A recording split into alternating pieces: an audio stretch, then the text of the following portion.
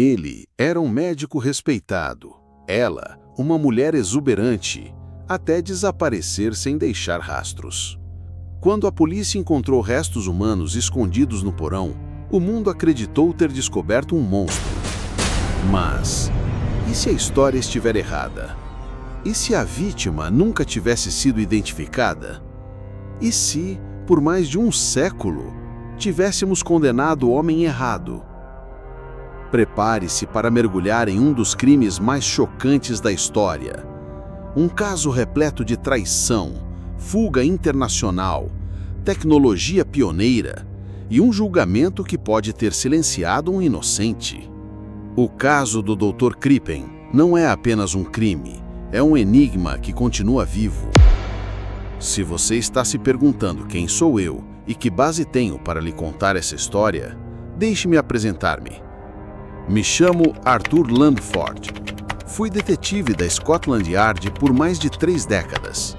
Durante minha carreira, investiguei assassinatos brutais, sequestros inexplicáveis e casos que desafiaram até a lógica mais fria. Mas foi apenas depois da aposentadoria que descobri os crimes que mais me assombram. Aqueles que teoricamente já estavam resolvidos. Casos encerrados, arquivados, enterrados junto com as perguntas que ninguém ousou fazer. Foi assim que me deparei com o caso do Dr. Hawley Crippen. Um médico acusado de assassinar sua esposa, condenado, enforcado e celebrado como o criminoso que não conseguiu escapar. Mas quanto mais eu investigava, mais tudo aquilo parecia errado, incompleto. E se estivermos contando essa história errado há mais de um século? Hoje, convido você a revisitar comigo esse caso. Vamos juntos, passo a passo, entre documentos esquecidos, testemunhos ambíguos e uma pergunta que ainda pulsa. Será que o verdadeiro assassino nunca foi julgado? Antes que o mistério comece, um aviso importante. Se você ama casos reais, reviravoltas arrepiantes e verdades escondidas nas sombras do tempo, curta agora este vídeo. Se inscreva no canal, ative o sininho para não perder nenhum mistério, comente sua teoria ou sugestão para um próximo vídeo e compartilhe com quem ama suspense de verdade. Estamos só começando e os próximos casos vão te tirar o sono. Junte-se aos primeiros detetives desse canal. Os próximos enigmas já estão a caminho. O médico e o silêncio. Costumo dizer que há casos que gritam pela atenção da justiça e outros que sussurram, quase imperceptíveis, como uma carta esquecida na gaveta de um morto. O caso do Dr. Hawley Crippen era assim. Um sussurro, fraco, abafado, mas constante. Persistente como um relógio antigo que insiste em marcar o tempo mesmo trancado num porão. Foi num dia chuvoso em Londres que me deparei com aquele nome pela primeira vez. Estava organizando meus próprios arquivos, documentos de investigações antigas que julguei por muito tempo encerradas. Entre relatórios empoeirados e páginas amareladas, encontrei um dossiê quase ilegível. Crippen, Hawley H. Homicídio, 1910. O envelope continha recortes de jornais, transcrições de interrogatórios, fotografias borradas e uma única frase escrita à mão. Culpado demais para ser inocente? Ou inocente demais para ser culpado? Dr. Crippen, um médico americano, quieto, franzino, óculos redondos e uma presença quase apagada. Vivia em Londres com sua esposa, Cora Crippen, uma mulher que, ao contrário do marido, era tudo menos discreta. Ambiciosa, extravagante, apaixonada por óperas e por festas. Ela se apresentava com o nome artístico de Belle Elmore e gostava de ser o centro das atenções. O casamento dos dois era um espetáculo silencioso de incompatibilidades. Enquanto ela sonhava com palcos e aplausos, ele preferia a solidão de seu consultório e a rotina calma de seus remédios homeopáticos. Amigos íntimos, ou os poucos que tinham acesso à vida particular deles, diziam que Crippen parecia sempre submisso, como se vivesse à sombra da esposa. Até que, num dia qualquer de janeiro de 1910, Cora desapareceu. Ela simplesmente sumiu, sem carta, sem aviso, sem despedidas. O marido informou aos conhecidos que Cora havia viajado para os Estados Unidos por motivos de saúde e que, semanas depois, ele recebera a notícia de que ela havia morrido lá. Mas havia algo estranho naquela história, algo que incomodava. Um dos pontos de partida mais reveladores de qualquer crime é o comportamento pós-evento. E foi aí que Crippen se tornou objeto de fofocas, desconfiança e, mais tarde, de investigação oficial. Poucas semanas após o desaparecimento de Cora, sua amante, Ethel Lenive, uma secretária discreta, tímida, começou a aparecer usando os vestidos, as joias, até os chapéus da falecida esposa. Langdon, um amigo do casal, comentou numa carta que o perfume de Cora parecia ainda assombrar os corredores da casa, não porque ela estava ali, mas porque outra mulher havia assumido seu lugar. Essa frase nunca saiu da minha cabeça. A Scotland Yard foi avisada de forma anônima. Algo cheirava mal na casa dos Crippen. O detetive Walter Dill, um nome que eu já estudara anteriormente por outros casos, foi incumbido de visitar o médico e fazer algumas perguntas rotineiras. O comportamento de Crippen nesse momento foi curioso. Ele era calmo demais. Sem hesitação, repetia a história da viagem de Cora aos Estados Unidos e de sua morte lá. Mas Dill, experiente, percebeu algo mais profundo: a ausência de tristeza. Crippen não parecia enlutado, parecia aliviado. Mesmo assim, sem corpo, sem prova concreta, sem sequer uma denúncia oficial, a polícia não poderia agir. Mas então, o inesperado aconteceu. Na manhã seguinte à visita do detetive Dill, Crippen e Ethel desapareceram. Fugiram da casa às pressas, deixaram tudo para trás. Móveis, roupas, documentos, um gesto que gritou mais alto que qualquer confissão. Foi então que Dill decidiu voltar à residência com um mandado de busca. A descrição da casa nos relatórios da época me assombrou. Escura, abafada, cheia de quinquilharias e objetos antigos, como se Cora ainda estivesse ali, presente, em cada canto, encarando os invasores invisíveis. E foi no porão, atrás de uma parede falsa, sob uma camada de carvão e poeira, que encontraram algo. Não um corpo, não um esqueleto. Apenas carne. Tecido humano. Sem cabeça, sem ossos, sem mãos ou pés. Apenas um bloco mutilado, retorcido, indistinguível. Não era possível dizer se era um homem ou uma mulher. Apenas sabiam que era humano. Nos dias que se seguiram, a imprensa britânica se inflamou. O monstro de Londres, diziam as manchetes. Assassinato, fuga, a amante envolvida. O povo clamava por sangue. A polícia, pressionada, precisava de uma resposta rápida. Mas para mim, mesmo agora, olhando os documentos com décadas de distância, algo estava errado desde o princípio. Como um caso pode se tornar tão sólido com provas tão frágeis? Naquela noite, sentei-me na minha cadeira, rodeado por mapas, papéis e fotos. Acendi meu abajur antigo e encarei o retrato de Crippen, tirado pouco antes de sua prisão. Aquele olhar não era o olhar de um assassino seguro de si. Era o olhar de alguém que já havia perdido tudo.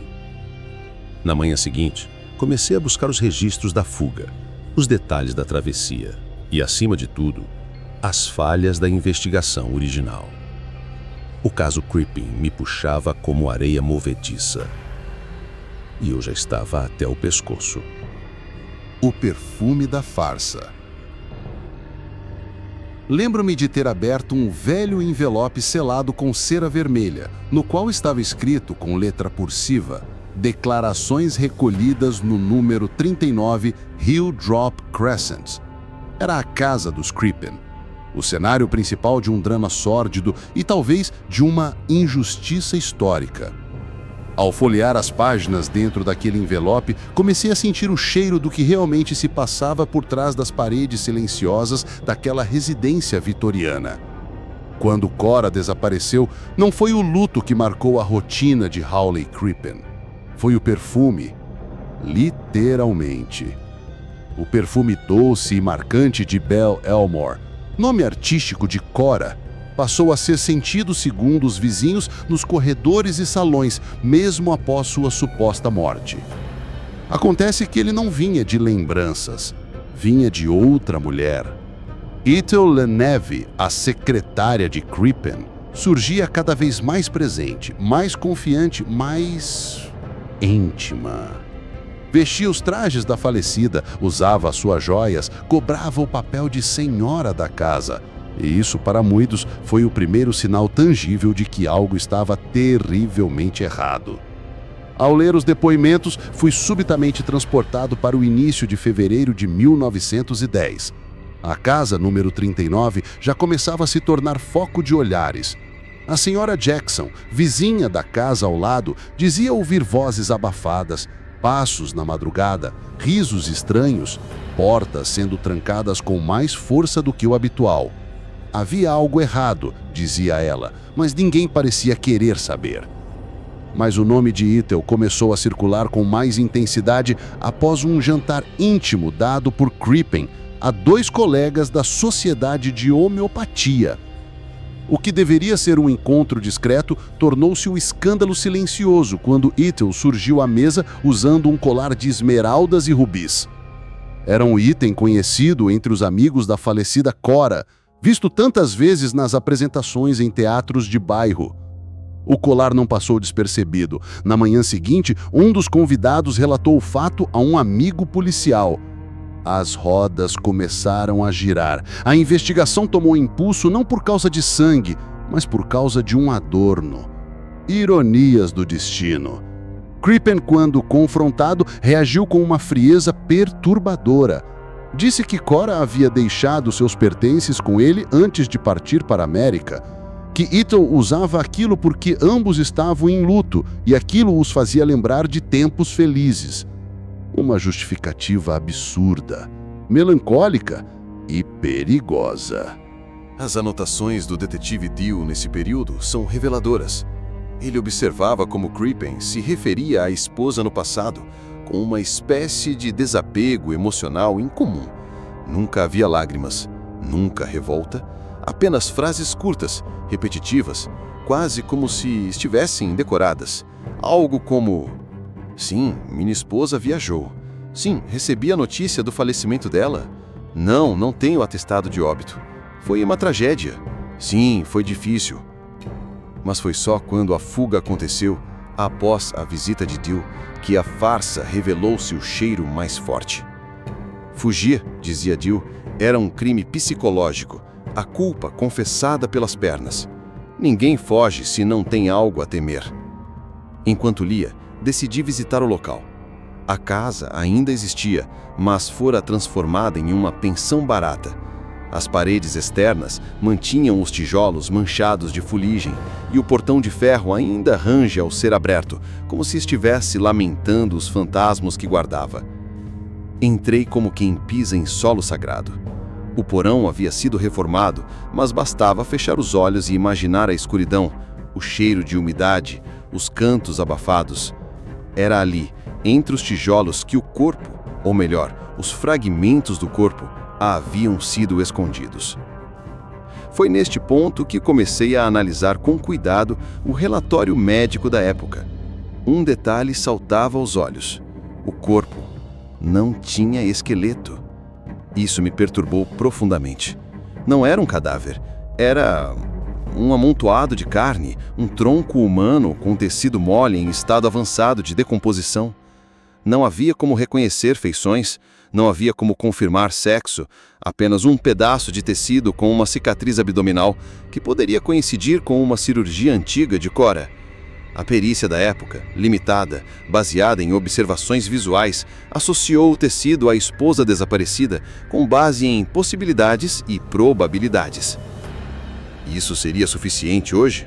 Não. Na verdade, Nem na época deveria ter sido. Mas há um detalhe específico que me fez gelar. Uma substância foi encontrada entre os tecidos. Iosina, um composto utilizado para causar sonolência, delírios e, em doses elevadas, parada respiratória. Crippen tinha acesso à iosina. Era comum em seu consultório. Mas esse era o único elo químico entre ele e o corpo. A ironia, a iosina poderia ter sido usada em qualquer paciente, em qualquer época. Não era uma prova de crime, era apenas um vestígio de profissão. Seguindo minhas anotações, comecei a reconstruir a rotina de Crippen nos dias que antecederam a fuga. Ele comprara passagens sob nomes falsos, Mr. Robinson e filho. Ethel se disfarçara de garoto, cortara os cabelos e se vestia com roupas masculinas. Partiram a bordo do navio Montrose, com destino ao Canadá. Du, ao descobrir a fuga, utilizou um dos recursos mais revolucionários da época, a telegrafia sem fio. Foi o primeiro caso na história em que um criminoso foi capturado graças à comunicação em tempo real entre navios e terra firme. Um feito histórico, mas também uma pressa histórica. O capitão do Montrose, Henry Kendall, enviou a mensagem ao continente ao perceber o comportamento estranho dos passageiros. Crippen, segundo ele, estava tenso, sempre olhando ao redor. O filho era reservado demais e havia algo de delicado demais naquele menino. Kendall suspeitou, e sua intuição, ou talvez seu prazer pela fama, fez o mundo saber da fuga. Du embarcou no navio mais rápido disponível, o Laurentic, e partiu para interceptar os fugitivos.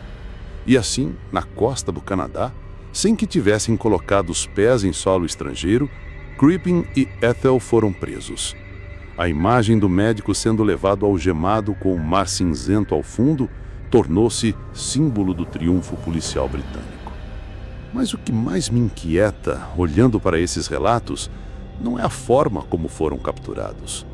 É o que foi ignorado desde o início. O perfume, a carne, a ausência de ossos, a pressa em fechar um caso que cheirava mais a histeria pública do que a investigação meticulosa. E a pergunta que começava a gritar em minha mente agora mais alto do que nunca: e se não fosse Cora? E se nunca foi ela ali naquele porão? O porão e a carne. Passei a noite inteira relendo os relatórios da perícia feita em 1910. A cada página virada, um sentimento crescia em meu peito: inquietação. Tudo parecia se apoiar em um só fato: a descoberta dos restos humanos no porão. Aquela carne mutilada, sepultada sob tijolos soltos e camadas de carvão, tornara-se o alicerce de toda a condenação de Hawley Crippen. Mas havia um problema, um grave problema. Não havia corpo, havia apenas carne. Essa frase, repetida diversas vezes no relatório original, me perseguia como uma sombra.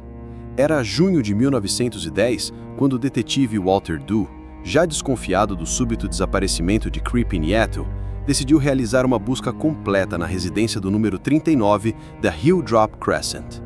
A casa estava vazia, silenciosa como um túmulo. Du chamou operários para remover tábuas do assoalho, vasculhou paredes ocas, examinou o jardim, mas nada o preparou para o que encontraria abaixo da escada que levava ao porão. Um dos operários, ao mover uma pilha de tijolos de carvão, notou um odor acre, denso, inconfundível. Um cheiro que, mesmo após décadas na força policial, nunca me esqueci. Carne humana em decomposição. Sob as camadas de carvão, havia um tecido encharcado e viscoso. Pedaços de carne, parcialmente mumificados, que mais se assemelhavam a uma massa disforme do que a um corpo. Não havia crânio, não havia esqueleto, nenhum osso. Apenas pele e gordura, retorcidos em posições antinaturais. As mãos e pés haviam sido removidos, possivelmente para impedir a identificação por impressões digitais. O médico legista da época, Bernard Spilsbury, prestigiado porém impressionado pela mídia e pelo sistema judiciário, realizou a autópsia. E o laudo, por mais que tentasse parecer conclusivo, era na verdade permeado de incertezas. Segundo Spilsbury, Havia uma cicatriz no abdômen, compatível com uma histerectomia que Cora supostamente havia feito anos antes. Esse foi o elo.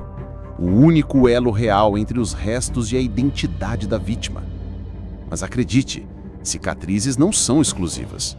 E como o próprio Spilsbury admitiu em um parágrafo esquecido do laudo, a identificação não pode ser afirmada com total certeza. Voltei a esse detalhe obsessivamente. Busquei registros hospitalares, históricos médicos e descobri algo desconcertante. Não há comprovação oficial de que Cora Crippen tenha feito qualquer cirurgia uterina. Nenhum hospital em Nova York, onde supostamente teria sido operada, registrou esse procedimento. Então pergunto, como poderiam afirmar que o corpo era dela baseado em uma cicatriz cuja existência nunca foi confirmada? A análise química revelou traços de iosina, também conhecida como escopolamina, um alcaloide altamente tóxico que pode causar paralisia respiratória. Crippen tinha acesso ao composto, era um homeopata, mas não existia uma dosagem mensurável na carne, apenas vestígios. E isso bastou para selar seu destino. Mas havia mais. Revirei o diário de uma jovem estudante de medicina da época que estivera presente durante parte da autópsia como observadora. No seu diário, jamais publicado, ela escreveu: "Achei estranho que não havia estrutura óssea alguma, nem costelas, nem espinha, apenas gordura. Um corpo sem esqueleto, como se alguém tivesse montado aquele pedaço." Fiquei com medo de perguntar, então apenas anotei. Algo ali não estava certo. Essa frase me tremeu. Era possível que os restos não fossem sequer um corpo completo, que fossem pedaços retirados de vários corpos, um material clínico abandonado, talvez, ou algo plantado por alguém com conhecimento suficiente para enganar os olhos apressados da justiça. Voltei à planta da casa. Analisei medidas, reformas feitas após a prisão, e descobri um alçapão lateral que levava a uma pequena câmara subterrânea, um antigo depósito de carvão, esquecido por anos. Era o lugar perfeito para esconder algo ou alguém. Fui até lá. O porão atual da casa número 39 não é o mesmo da época. Foi modificado após os anos 1950, mas consegui uma autorização para inspecionar os arquivos subterrâneos da prefeitura local, onde parte do material original da casa foi armazenado. Entre caixas de madeira e velhas ferragens, encontrei fragmentos de um assoalho manchado. Madeira corroída, mas ainda marcada por escurecimentos suspeitos. Pedi autorização para análise. As amostras confirmaram resíduos de gordura humana e carvão, misturados. Ou seja, os restos foram queimados parcialmente, enterrados com urgência e possivelmente manipulados antes da ocultação. Mas quem fez isso? Crippen ou alguém tentando incriminá-lo? Ethel Leneve, interrogada durante dias, negou qualquer envolvimento. Jurava que Cora havia saído de casa viva, que jamais vira Crippen envolvida em qualquer ato violento. E o mais curioso, ela se mostrava genuinamente surpresa ao saber da carne no porão.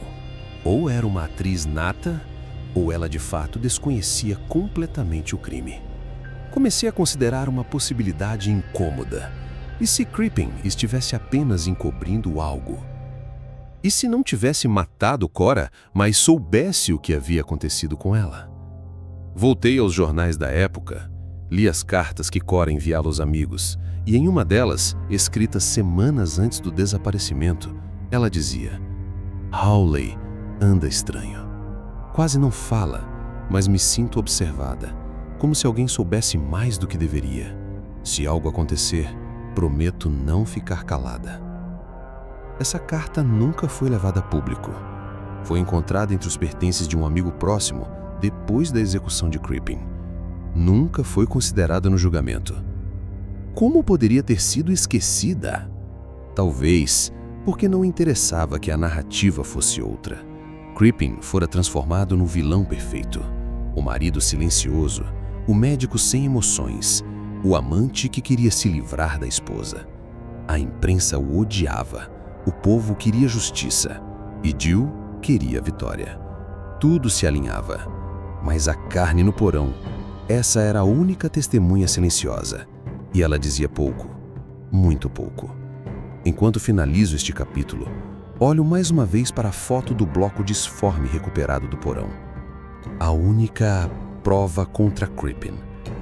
E me pergunto, por que ninguém quis olhar além?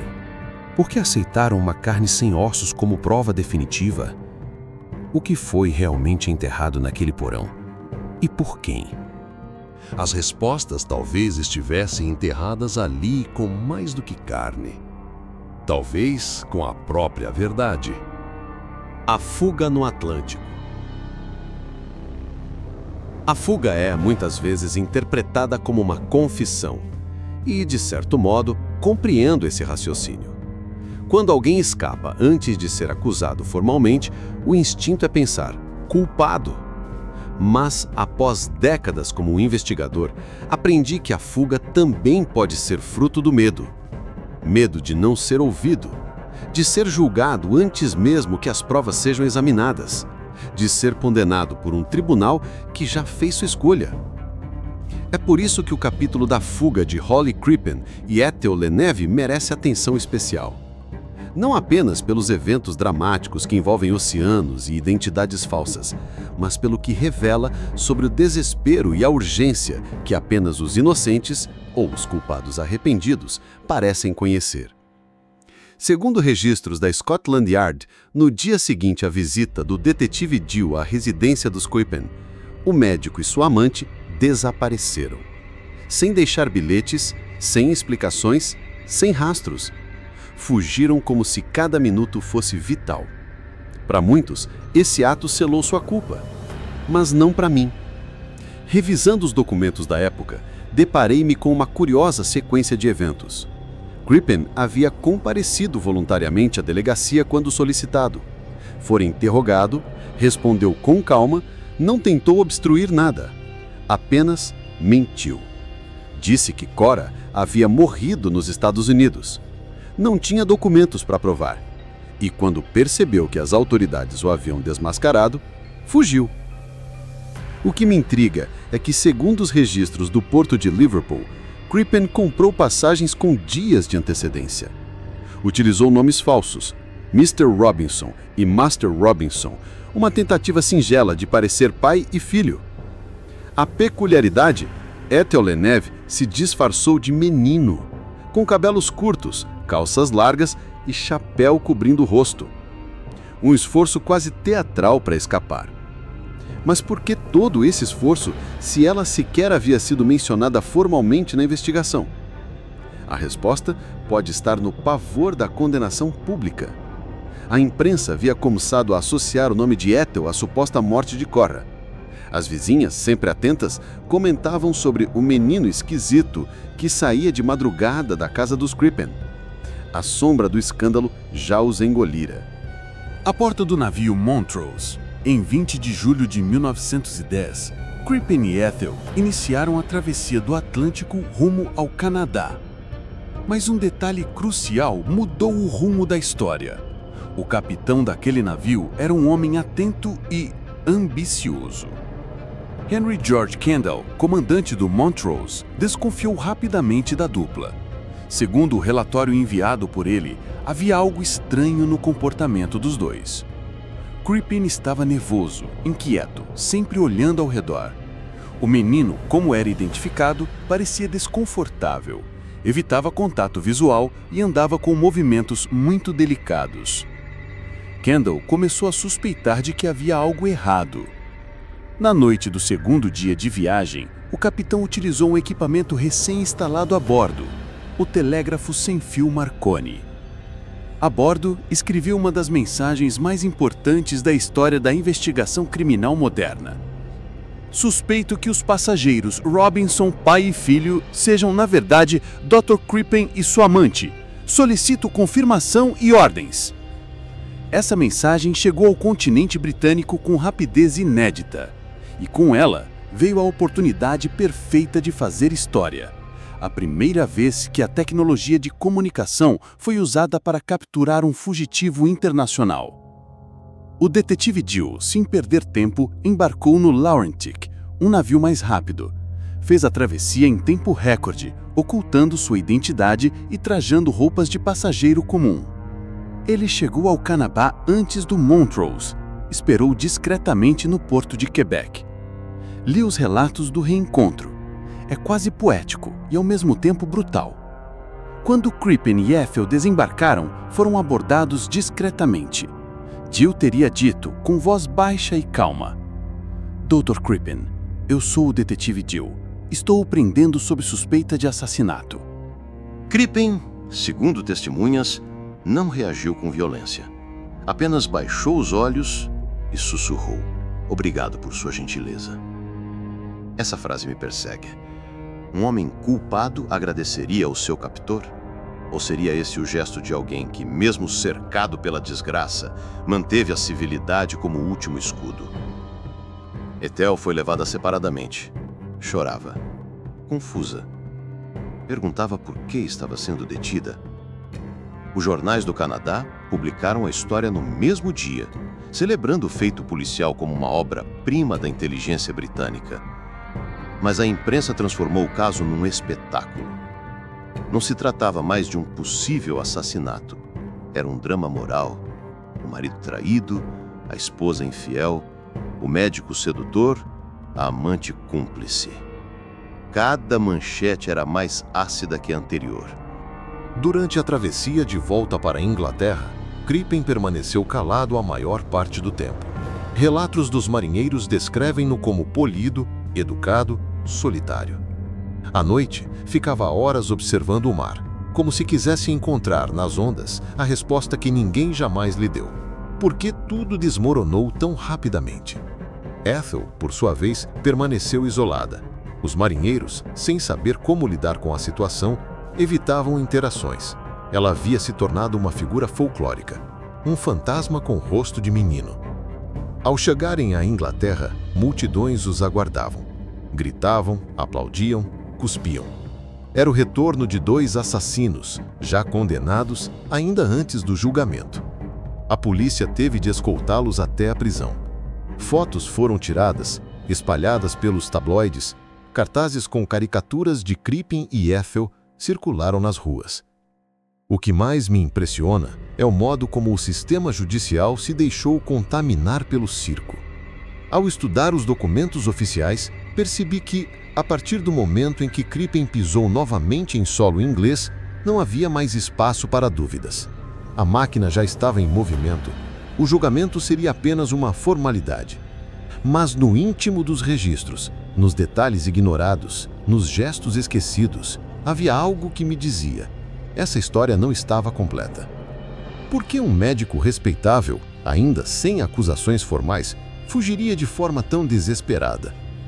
Por que uma mulher como Ethel, jamais associada à violência, aceitaria se travestir para cruzar o Atlântico?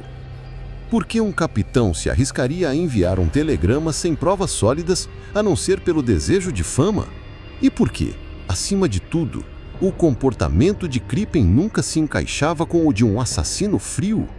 Há algo na fuga de Crippen que não condiz com o vilão cruel que a história pintou. Seu gesto de agradecimento, sua calma, seu olhar vazio ao ser algemado. Ele não parecia temer o castigo, parecia exausto. Talvez porque já soubesse que a partir dali a verdade seria apenas mais um corpo, perdido no fundo do oceano. A captura e o espetáculo. Por mais de 3 décadas servindo a Polícia Metropolitana de Londres, vi muitos homens caírem diante do peso de seus próprios pecados. Mas nenhum caso, carregava o teatro da desgraça como o do Dr. Hawley Crippen.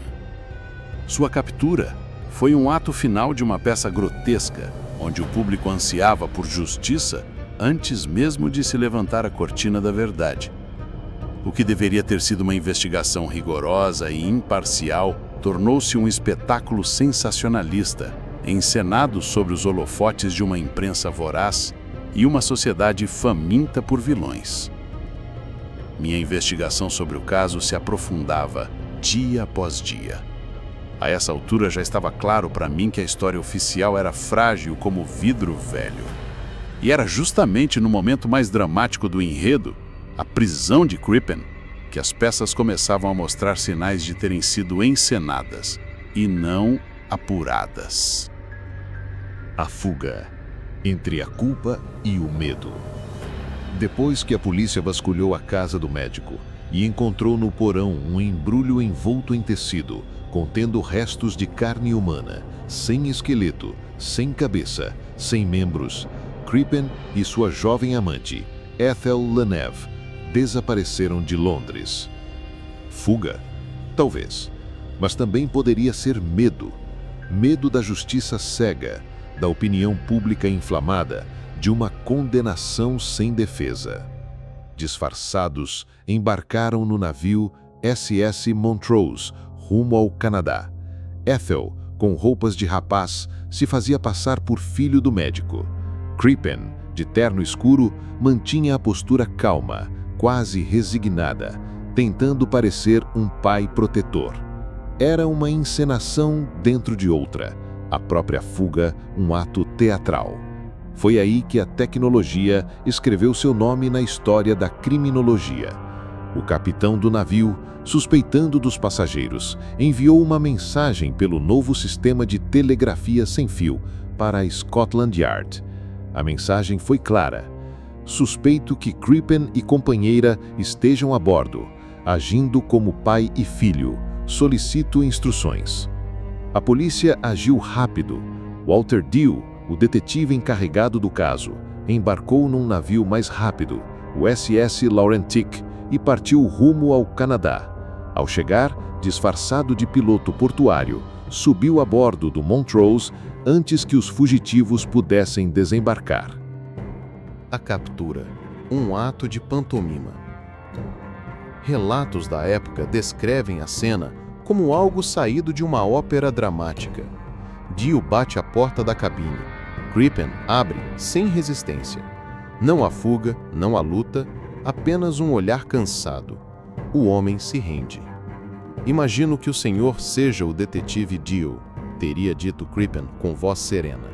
Sim, sou eu, respondeu Dew, e o prendo pelo assassinato de sua esposa. Crippen apenas assentiu. Não gritou, não negou, não tentou escapar. Sua calma foi interpretada como frieza. Mas hoje, analisando a fundo, me pergunto, seria aquilo resignação ou convicção de sua própria inocência? Ethel foi separada e interrogada. Estava abalada, mas negava ter conhecimento do crime. Disse apenas que amava Crippen e confiava nele. Suas palavras caíram em ouvidos surdos. Já estava marcada como cúmplice de um homicida. O circo da imprensa. A notícia da prisão explodiu nos jornais. Crippen capturado, diziam as manchetes, seguidas por ilustrações dramáticas da prisão no navio, do médico algemado, de Ethel chorando. A opinião pública o condenou em tempo recorde. Os jornais já não perguntavam, será culpado? Mas sim, como ele cometeu o crime. Os tabloides publicavam esboços da casa, mapas da fuga, teorias mirabolantes sobre como o assassinato teria sido cometido. Os detalhes mais sórdidos eram enfatizados, mesmo que não comprovados. Envenenamento, desmembramento, dissolução em ácido. Crippen foi tratado como um monstro. A narrativa era irresistível demais. O médico frio, a esposa vaidosa, a amante jovem, o cadáver sem rosto. Uma tragédia perfeita para vender jornais. Mas quase ninguém parecia disposto a questionar. E se a história tivesse errada? O julgamento. Justiça ou roteiro pronto? O julgamento começou em 18 de outubro de 1910, no Tribunal de Old Bailey. A promotoria apresentou os restos encontrados no porão e o laudo do patologista Bernard Spilsbury, um homem com fama de infalível. Ele afirmou que a carne era humana, que havia sinais de escopolamina, um sedativo, e que um pedaço de tecido continha um fragmento de cicatriz compatível com uma operação que Cora teria feito. Mas havia problemas sérios com essas provas. Para começar, o corpo não tinha ossos. Não havia crânio, mãos ou qualquer parte que permitisse identificação. A cicatriz, por mais que se parecesse com a de Cora, não era definitiva. E, principalmente, o corpo não tinha sexo definido. Era só carne. Mesmo assim, a acusação foi implacável. Usaram cartas íntimas entre Crippen e Ethel, sugerindo que ele se livrara da esposa para viver com a amante. Era mais uma questão moral do que criminal. Crippen era julgado tanto por adultério quanto por assassinato. A defesa, por outro lado, foi fraca. Argumentou que o corpo poderia ter sido plantado, que Crippen era incapaz de violência, que não havia provas reais de que Cora estivesse morta. Mas o tribunal já tinha sua peça pronta. Bastava seguir o roteiro. A condenação e a morte. No dia 22 de outubro, o veredito foi lido. Culpado de assassinato premeditado. A sentença? Enforcamento. Crippen ouviu em silêncio. Disse apenas: "Desejo que Deus tenha piedade de mim e que um dia a verdade venha à tona." Foi executado no dia 23 de novembro de 1910, na prisão de Pentonville. Morreu afirmando que era inocente. Ethel Neve foi julgada separadamente e absolvida. Mudou-se de nome, viveu o resto da vida em anonimato, mas o estigma jamais a deixou. As primeiras inconsistências. Ao analisar o processo com a distância dos anos e o olhar treinado pela experiência, notei algo alarmante. O caso Crippen não era sólido. Era um castelo de cartas erguido sobre uma base de suposições e conveniências. Nenhuma evidência conclusiva, nenhuma identificação oficial da vítima, nenhuma prova de autoria direta. Era essencialmente uma narrativa. E como toda narrativa, podia ser manipulada. Foi nesse ponto que minha investigação tomou um novo rumo. Se os restos não eram de Cora Crippen, então onde estava ela? E quem realmente estava enterrado no porão? Perguntas que os jornais esqueceram de fazer, mas eu não esqueci. E eu estava prestes a descobrir fragmentos de uma verdade que por muito tempo foi considerada impossível. Fragmentos de uma verdade oculta. Londres mudou, mas os fantasmas do passado ainda sussurram pelas esquinas mais silenciosas da cidade. Em minha aposentadoria, dediquei-me a escutar esses sussurros. No caso Crippen, o sussurro virou grito. E quando comecei a escavar nos bastidores daquele julgamento fatídico, percebi que os alicerces da acusação não eram apenas frágeis, eram falsos. Décadas após a execução de Holly Crippen, documentos foram desclassificados, arquivos médicos reapareceram misteriosamente, e com eles, dúvidas antes abafadas emergiram como cadáveres flutuando de um rio escuro. O caso, que parecia encerrado, começou a se abrir como uma ferida mal cicatrizada. Meu papel naquele momento não era mais o de detetive, era o de historiador forense, o de alguém disposto a encarar o que tantos preferiram enterrar. A anatomia de um engano. Comecei com os laudos médicos. Em 1910, a medicina forense ainda era uma ciência engatinhando. O patologista Bernard Spilsbury, considerado quase um oráculo pela imprensa e pela promotoria, dissera que a carne encontrada no porão pertencia a Cora Crippen. Baseava-se num pedaço de pele com uma cicatriz e num tecido que, segundo ele, poderia indicar o uso de escopolamina. Era isso. Duas hipóteses frágeis sendo tratadas como verdades absolutas. Mas em 2007, pesquisadores da Universidade de Michigan realizaram uma análise de DNA nos restos preservados. Os resultados foram surpreendentes. O material genético não pertencia a uma mulher. Pior, não batia com o DNA dos descendentes de Cora. Há 99,9% de certeza de que aquele corpo não é dela. Então, Crippen pode ter sido condenado por matar uma mulher que nunca morreu? É uma possibilidade, talvez a mais provável. Aquilo me deixou em silêncio por vários segundos. As palavras não vinham. Era como se depois de tantos anos a história estivesse se reescrevendo diante dos meus olhos. Não com tinta, mas com sangue. A mulher que nunca morreu. Com essa revelação, concentrei meus esforços em rastrear qualquer indício de que Cora Crippen estivesse viva após seu suposto assassinato. Vasculhei registros de imigração, listas de passageiros, arquivos de hotéis e encontrei algo. Um nome chamou minha atenção. Belle Elmore, o nome artístico de Cora, apareceu numa lista de passageiros que embarcaram num navio com destino a Nova York em janeiro de 1910, semanas antes de sua suposta morte. A letra batia com a de Cora em cartas pessoais. Um detalhe: o endereço declarado em Nova York correspondia a um antigo conhecido dela da época dos musicais. A teoria ganhou forma. Cora pode ter fugido. Mas por quê?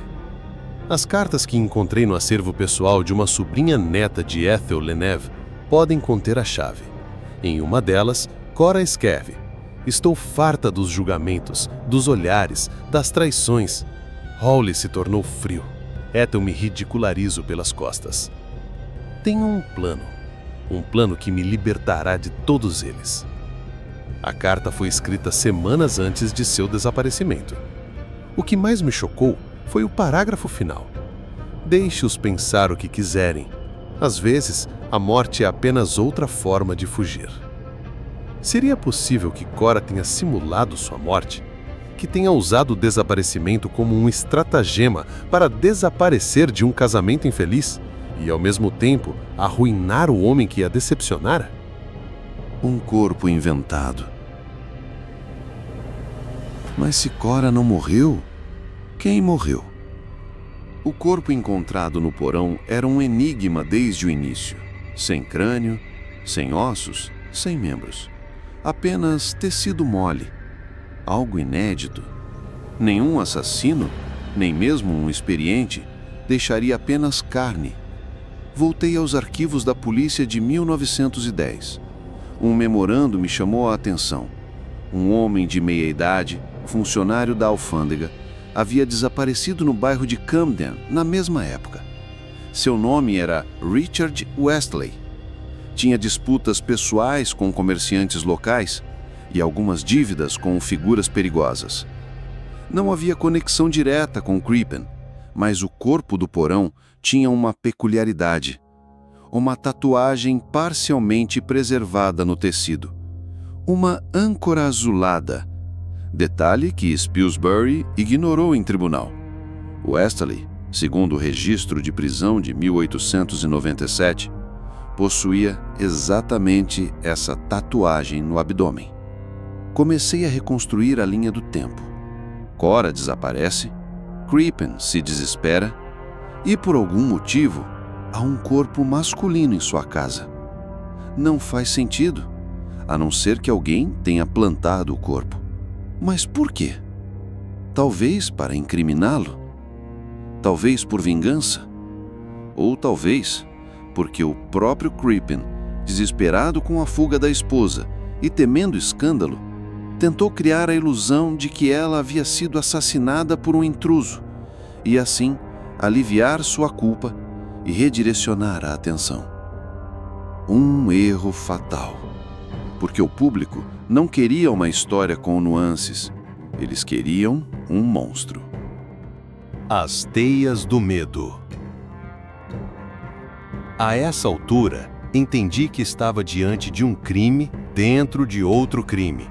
Talvez nem houvesse crime algum, apenas uma cadeia de enganos, silêncios e conveniências que se retroalimentaram até se tornarem uma farsa judicial. Falei com descendentes do detetive Walter Dew. Um deles, relutante, me mostrou uma carta jamais publicada, onde Dew admitia dúvidas. Nunca tive certeza. Havia algo nos olhos de Crippen, algo que não era de culpa. Mas, depois da imprensa, das pressões, da opinião pública, não havia mais espaço para hesitar. Dew prendeu um homem por dever, mas morreu com a dúvida cravada no peito. As perguntas que restam. Tudo que encontrei não prova uma verdade definitiva, mas desmonta a narrativa oficial e abre espaço para novas perguntas. Por que as provas biológicas foram manipuladas ou mal interpretadas? Quem era o verdadeiro corpo no porão? Cora realmente fugiu por conta própria ou foi ajudada? E por que Crippen, se inocente, fugiu? A resposta para todas essas perguntas talvez esteja perdida para sempre. Mas algo se tornou certo para mim. A história que foi contada ao público não é a verdade. Foi uma construção, uma encenação, um espetáculo trágico com consequências reais. Crippen pode ter cometido adultério, pode ter sido fraco, moralmente ambíguo, mas não havia provas concretas de que tivesse matado alguém. E, entanto, ele foi enforcado. DNA, mentiras e memórias. O passado tem cheiro. Um odor adocicado de papel envelhecido, madeira antiga e silêncio guardado. Quando abri o envelope selado com o brasão de um pequeno museu histórico de Londres, senti esse cheiro. Dentro havia documentos que poucos, talvez nenhum, haviam revisitado nas últimas décadas.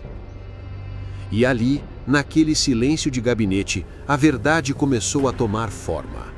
Uma verdade molecular. A ciência não esquece. O tempo pode corroer testemunhos, apagar pegadas e silenciar vozes. Mas o DNA permanece como a assinatura de Deus sobre cada ser humano. Foi ele quem ressuscitou dúvidas há muito sepultadas no caso do Dr. Crippen. A reabertura científica. Em 2007, graças ao avanço das técnicas forenses, pesquisadores obtiveram autorização para extrair amostras de tecidos preservados dos restos encontrados na casa de Crippen. Era a primeira vez em quase um século que a ciência moderna encarava o mistério com ferramentas capazes de fornecer respostas definitivas. O resultado foi estarrecedor. O material genético pertencia a um homem, não a uma mulher. Não a Cora Crippen. Esses dados foram confirmados por 2 laboratórios independentes.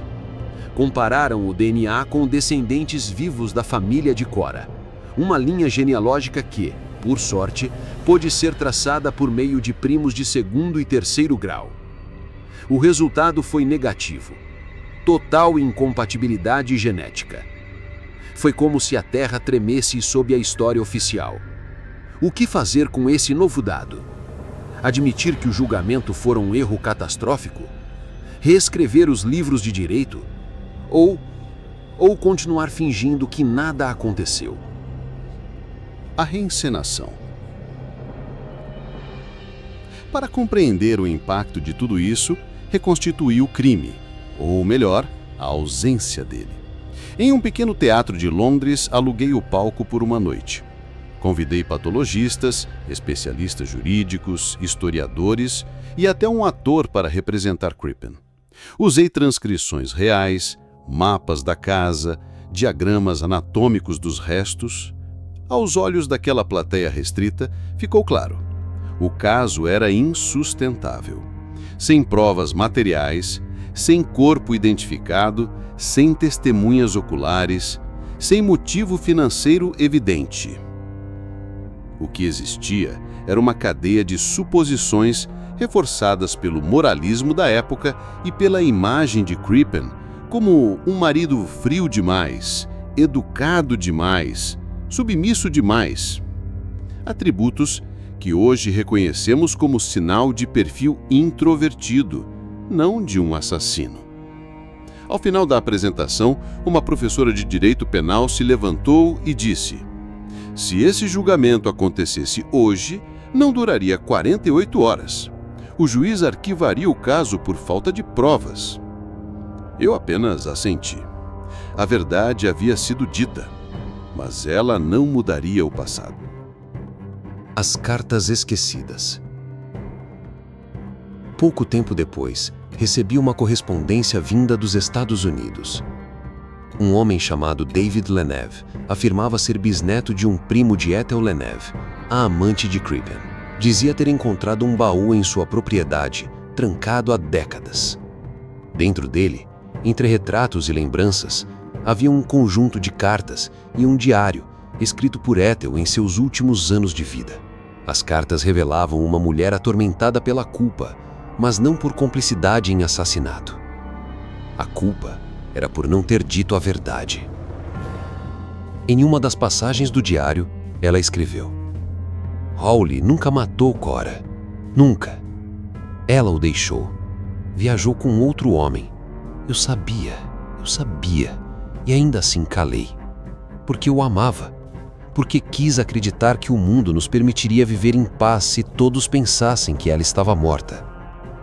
Aquela confissão, embora tardia, soou como um grito abafado por décadas. Ethel não apenas confirmava que Cora estava viva. Ela sugeria que Crippen, por desespero ou conveniência, aceitou a farsa. O corpo seria parte de uma encenação macabra, ou algo ainda mais obscuro que jamais compreendemos. A memória dos vivos. Na tentativa de encontrar testemunhos orais, entrevistei descendentes de vizinhos e até antigos membros da Polícia Metropolitana. Muitos estavam relutantes em falar, mas um deles, um idoso chamado Harold Pennington, neto de um policial envolvido na investigação, me recebeu em sua casa com os olhos pesados de histórias não contadas. Mostrou-me uma velha fita cassete. Na gravação, seu avô, já debilitado, dizia: "Acharam carne, só carne, mas disseram para não duvidar. Disse para o chefe: isso não prova nada." Ele me olhou e disse: "Agora não é hora de levantar dúvidas, Pennington. O público quer respostas." A gravação terminou com o som de um choro contido. Aquela frase ficou comigo. O público queria respostas, mesmo que fossem mentiras. Um crime de moralidade. O caso Crippen foi, no fim das contas, menos sobre assassinato e mais sobre moralidade.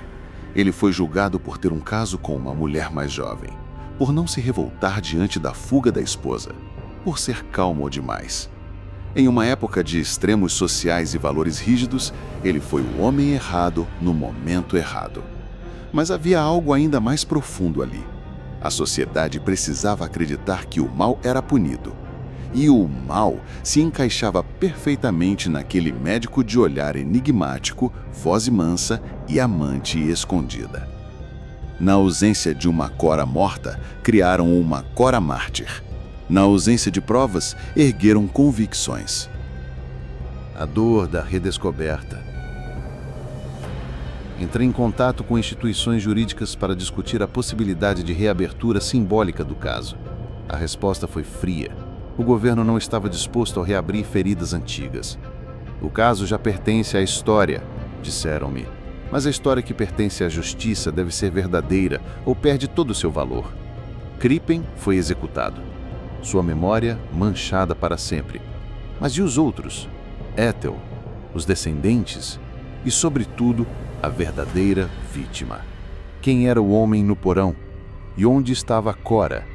Nunca encontrei sua certidão de óbito, nenhum túmulo, nenhuma lápide. Ela simplesmente desapareceu 2 vezes. As mentiras que restam. Ao encerrar esse capítulo da investigação, entendi que o DNA havia nos mostrado o que a verdade oficial escondeu. Mas também entendi que o DNA não responde tudo. Ele expõe, revela, mas não interpreta. As mentiras, as pequenas, as convenientes, ainda pairam sobre esse caso. Mentiras que sustentaram uma execução. Mentiras que criaram mártires, vilões e justiceiros. Mentiras contadas por medo, por amor, por ignorância, ou talvez por simples necessidade de encerrar um espetáculo. Mas há uma verdade que permanece, mais forte que todas elas. A justiça não pode ser feita sem dúvida, e nenhum veredito é eterno diante da ciência. O legado da dúvida. Fecho esta investigação com as mãos trêmulas, Não pela idade, mas pelo peso do que descobri. Ao longo de minha vida como detetive, vi a justiça agir de formas extraordinárias, às vezes certeira, às vezes falha. Mas poucas vezes vi um caso onde a justiça tivesse sido encenada com tanta precisão, como se fosse um espetáculo cuidadosamente coreografado. E talvez seja isso mesmo o que o caso Crippen representa, um espetáculo. Um julgamento sem corpo, sem provas conclusivas, mas com um desfecho definitivo e mortal. Este é o legado que o caso deixou, não apenas para os estudiosos do direito, mas para todos que ousam pensar que a verdade e a justiça sempre caminham de mãos dadas. Nem sempre. Às vezes, a verdade é deixada para trás, enterrada sobre manchetes e aplausos, e só muito tempo depois alguém tem a coragem ou a teimosia de escavar o solo novamente. A sentença que nunca deveria ter existido. Crippen foi enforcado com base em 3 pilares: um corpo não identificado, uma amante jovem e uma sociedade sedenta por punição. O primeiro era apenas carne, o segundo apenas um amor, o terceiro um monstro insaciável. Mas o julgamento e tudo o que o cercou mostrou que, muitas vezes, o que condena não são as provas, mas os preconceitos. O veredito dizia culpado, mas a dúvida era evidente até mesmo nos olhos do júri. Documentos posteriores revelam que pelo menos 2 jurados hesitaram, mas foram persuadidos pelo carisma da promotoria e pela autoridade insensada de Spilsbury, o patologista da coroa. Nenhum questionou a ausência de ossos. Nenhum insistiu pela identificação do corpo. Todos quiseram crer, porque a dúvida, naquele contexto, era um luxo, e o espetáculo precisava de um ato final. A injustiça como herança. Conversei ao longo desses anos com dezenas de familiares de pessoas envolvidas, netos de jurados, filhos de jornalistas, bisnetos de policiais. A maior parte deles recusava-se a tocar no assunto. Alguns por vergonha, outros por incredulidade. Era como se o caso Crippen tivesse deixado não apenas um corpo sem nome, mas também uma mancha em cada linhagem tocada por ele. Uma das netas de um dos jurados me confessou: meu avô dizia, já no fim da vida, que sonhava com Crippen, que o via olhando para ele sem dizer nada, apenas fitando, e ele acordava chorando. Nunca soube o motivo. Agora sei. As memórias de um julgamento injusto não morrem com o condenado. Elas se espalham como raízes amargas, contaminando gerações. Onde está Cora Crippen? Essa pergunta ecoou nos meus pensamentos mais do que qualquer outra. Onde está a mulher cuja suposta morte levou um homem à forca? Onde se escondeu? E por quê? A teoria mais provável, sustentada por documentos e cartas, é que Cora fugiu. Há fortes indícios de que tenha vivido nos Estados Unidos sob um nome diferente. Algumas testemunhas não identificadas afirmam tê-la visto em Nova York até meados de 1915, acompanhada de um homem de sotaque alemão. Um registro de hotel em Chicago contém a assinatura de Corinne Elmore, nome artístico semelhante ao dela, datado de 1911, mas depois disso, nada. Um rastro perdido na história. Nenhum atestado de óbito, nenhuma certidão de casamento. Cora Crippen desapareceu da mesma forma que surgiu no palco da vida pública, como uma ilusão. Se ela estava viva, assistiu de longe à queda do marido, ao escândalo, à execução, e calou-se. Isso faz dela cúmplice?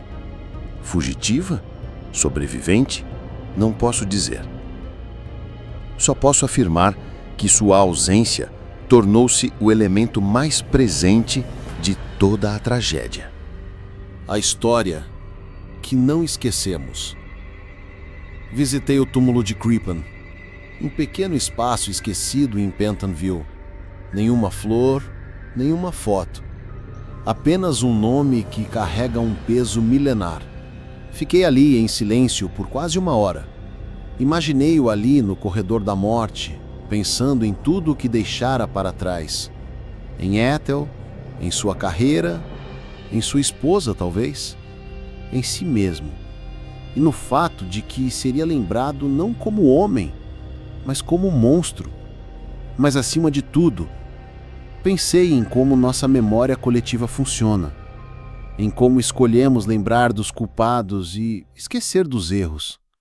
O caso Crippen foi imortalizado como a primeira captura internacional via rádio, como a primeira vez em que a telegrafia ajudou a prender um fugitivo, como uma vitória da modernidade. Mas ninguém fala do erro, do corpo masculino, da falta de ossos, do DNA, da mulher que talvez jamais tenha morrido, do homem que morreu sem que tivessem sequer provado a identidade de sua vítima. O que aprendemos? Fui chamado de louco por alguns, de nostálgico por outros. Um velho que não sabe descansar. Talvez seja verdade, mas prefiro ser um velho que persegue a verdade a um jovem que se conforma com mentiras bem contadas. O caso Crippen me ensinou que a verdade não tem pressa, mas também não tem paz. Ela incomoda, atrasa, irrita, mas é necessária.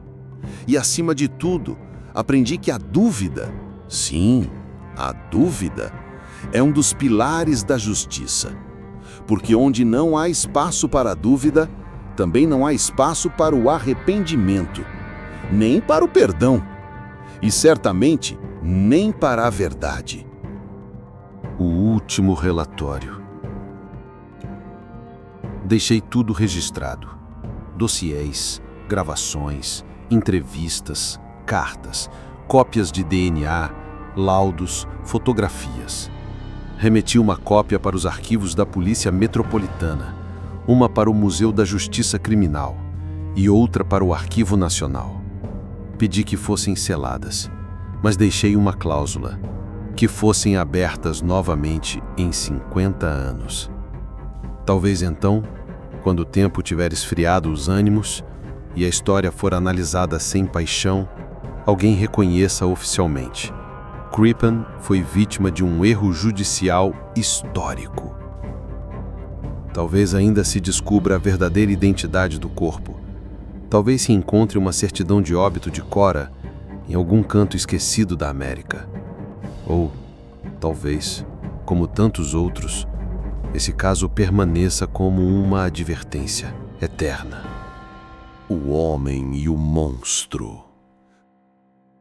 Crippen morreu como monstro, mas em minha investigação, o que encontrei foi um homem, um médico de fala mansa, um marido falho, um amante devotado e possivelmente um inocente.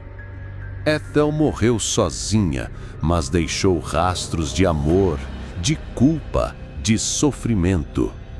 Cora talvez tenha vivido em liberdade, mas viveu com um segredo que lhe custou tudo. E nós herdamos a dúvida. O caso Crippen não termina com um veredito, termina com uma pergunta. Quantas verdades enterramos para alimentar nossas certezas? Um sussurro do passado. Na escuridão de um porão em Londres, encontraram carne. Não um corpo, não uma identidade, apenas carne. Na pressa por justiça, encontraram um culpado. Não uma prova, não uma verdade, apenas um rosto. Hawley Crippen foi enterrado como um assassino, mas talvez tenha sido apenas um homem comum, esmagado pelo peso de uma sociedade que precisava de monstros mais do que precisava de certezas. Hoje, mais de um século depois, a pergunta que ecoa não é quem matou Cora, mas sim: Cora realmente morreu? Essa história não é apenas sobre um crime, é sobre o que acontece quando a verdade é deixada para trás, em troca do espetáculo. É sobre o perigo de calar diante da dúvida, sobre o custo de julgar antes de compreender, e sobre quantos outros, como Crippen, foram esquecidos, não por falta de culpa, mas por falta de voz, porque às vezes o verdadeiro culpado é o silêncio. Agora é com você. Se essa história te impactou, não deixe que ela desapareça no meio do algoritmo. Inscreva-se agora no canal, se ainda não for inscrito, para não perder nenhuma revelação como essa. Deixe o seu like, ele ajuda mais do que você imagina a manter investigações como essa vivas. Comente aqui embaixo, o que você acredita? Crippen foi culpado ou uma vítima do sistema? Querendo saber sua opinião. Compartilhe este vídeo com alguém que ama histórias reais, cheias de mistério, reviravoltas e verdades esquecidas. E claro, ative o sininho para ser avisado sempre que uma nova investigação for revelada. E se você quer mergulhar em outros mistérios igualmente arrepiantes, acesse agora nosso canal e descubra as outras histórias que já foram contadas, cada uma mais intrigante do que a outra. A verdade pode estar enterrada, mas aqui ela sempre volta à tona. Nos vemos na próxima investigação.